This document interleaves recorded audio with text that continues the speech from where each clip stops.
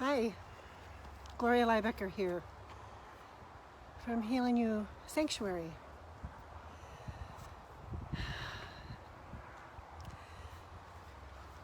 Today, the last few days actually, this week, I've had a lot of experiences supporting others where they have the experience of tuning out of life. And what that looks like for some of us is just a complete shutdown of your system. When you have that kind of a shutdown, you're blank inside. You don't have access to any words and can't even really hear any inner chatter at all. It's just blank inside. For others, you can be cut off from your body, and yet inside there's a chatter that just doesn't let up. And this chatter, it's really strong. And it has a lot of things that it says to you.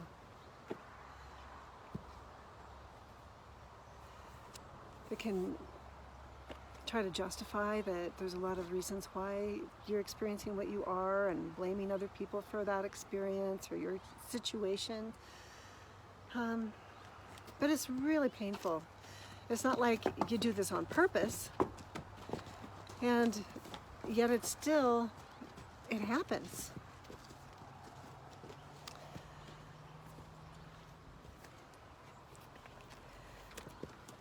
Let me tell you one of my experiences. I remember being at this business meeting, and it was really an intense meeting.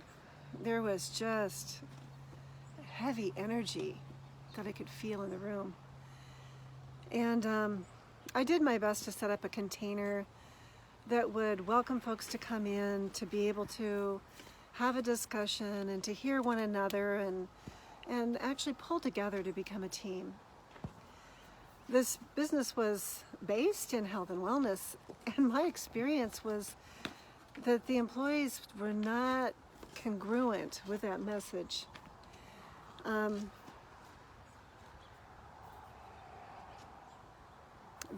energy felt really stark. It felt really intense, and my body felt scared, and in the moment I'm like, I couldn't make sense of that. It's like, I'm just holding this meeting, right? Well, no. It was disjointed. It was really uncomfortable. I couldn't name why it was so uncomfortable. It just was. Even though I was well prepared and doing my best,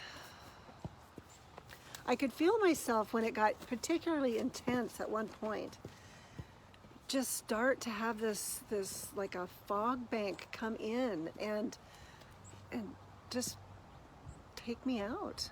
I couldn't really hear any inner chatter, but there was this inner knowing of I'm going out.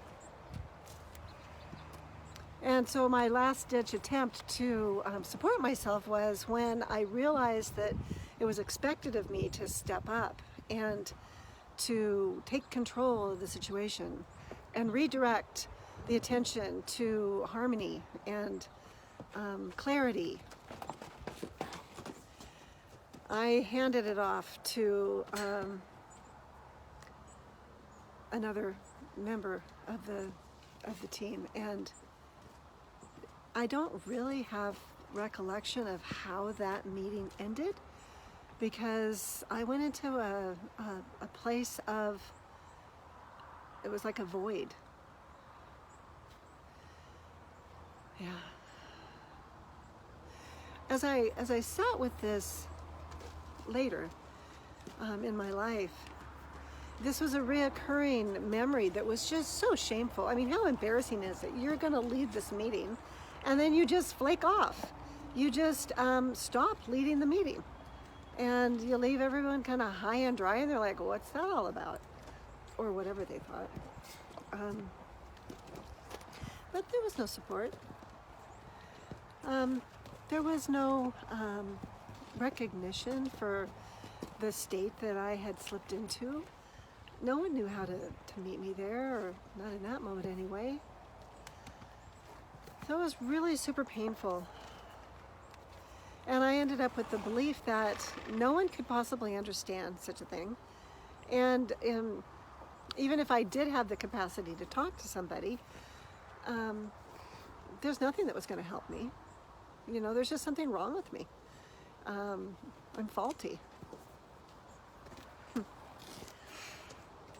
And yet, here I am, doing what I love. I have this amazing herd that accompanies me and really stands by me as I develop my capacity to be more and more fully present and aware. So, what is possible? Well, in my experience, it's as if I have new skin on this body. And it needed time to grow. It needed time to develop and to nurture my inexperience. And it's like my energy body grew and developed and became more mature. My spiritual aspect of myself. The part that witnesses my experience instead of being my experience. And as my energy body could develop and be nurtured by others, then I was able to differentiate my energy from others' energy or my environment's energy.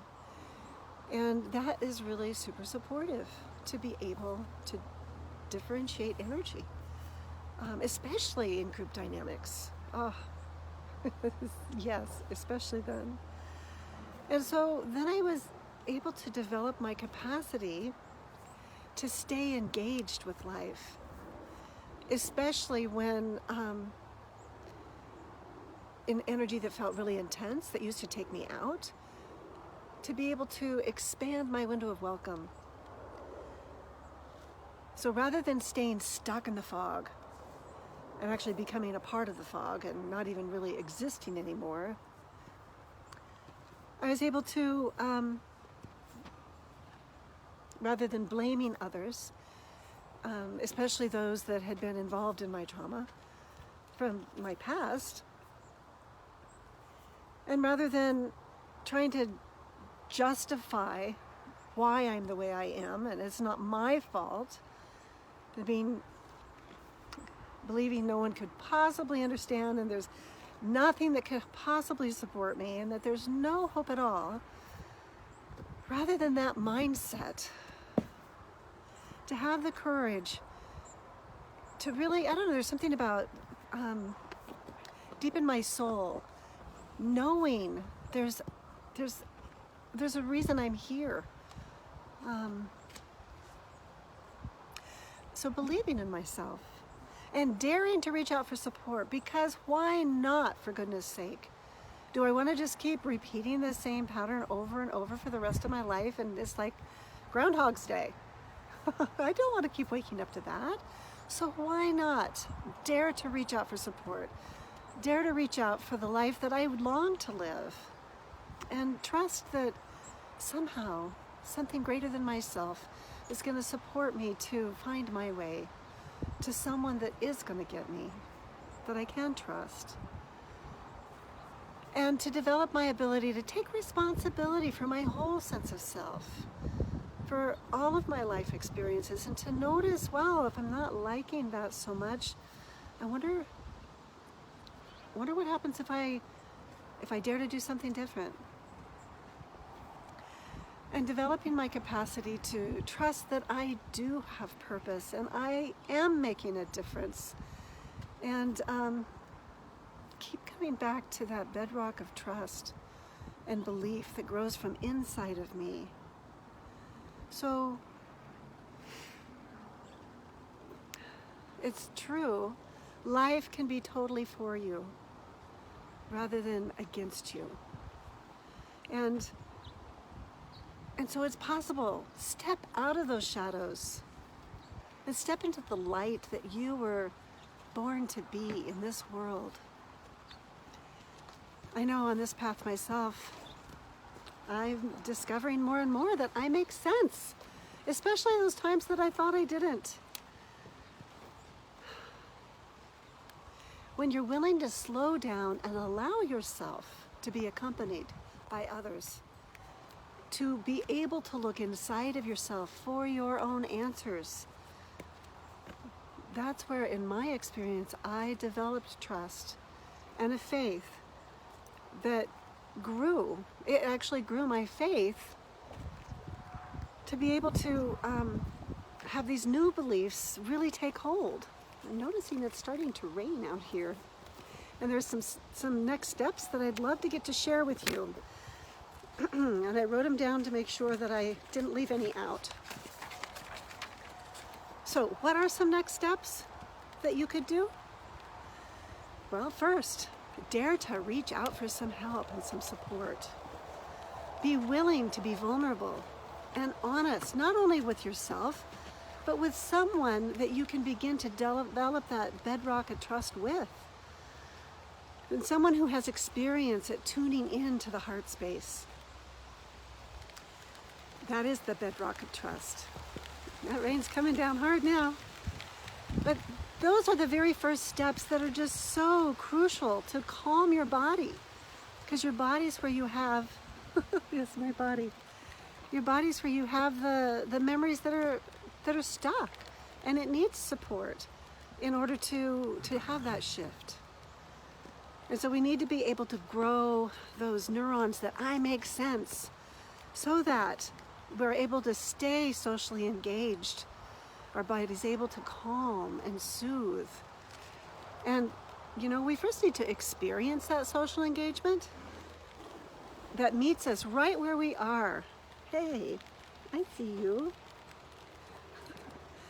And when we're met right where we are, then we are able to develop how we can maintain.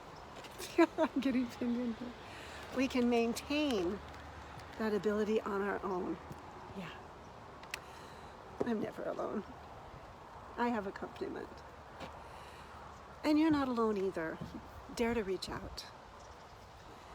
And if you'd like to reach out to me, you can find me at healingyoursanctuary.com. Thanks for taking time to be with me in this ever-changing environment that we exist in.